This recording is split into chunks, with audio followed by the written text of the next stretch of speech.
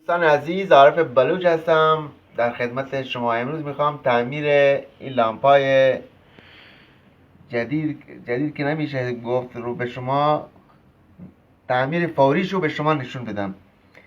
زمانی که این لامپ ها میسوزه اکثرا یه نقطه سیاهی رو سرشون پیدا میشه که دوربین من اینقدر کیفیت نداره، اما یه نقطه سیاهی روش پیدا میشه. الان ما میخوایم اینو درجه تعمیر بکنیم. همون نقطه سیاه، همون لامپی که نقطه سیاه روش پیدا هست، اول از همون شروع میکنیم. یه تکه سیم اینجوری میگیریم. از نظر برگرفتگی هم اینا مشکلی نداره، نترسید. یه تکه سیم میگیریم اینجوری، دو سرشو چیز میکنیم. بعد دیدیم که روشن شد، اون یکی چیزشو بر میداریم، اون یک صفحه کوچیکشو بر میداریم. صفحه کوچیکشو بر داشتیم میگیریم، یه تکه زردورق میگذاریم. الان ما اول اینو میذاریم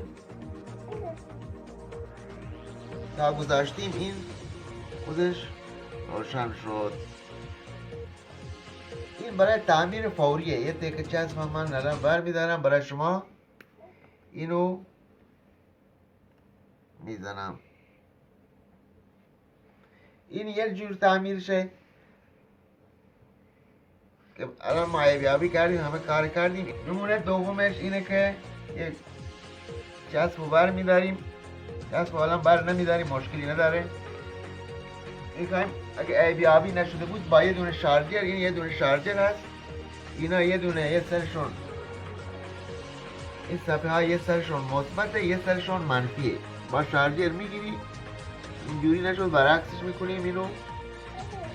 الان من دو تا سیم اینجا گذاشتم، با این شارژر اینجوری عیبی میکنیم، همینطوری میچرخیم تا بره تا آخر.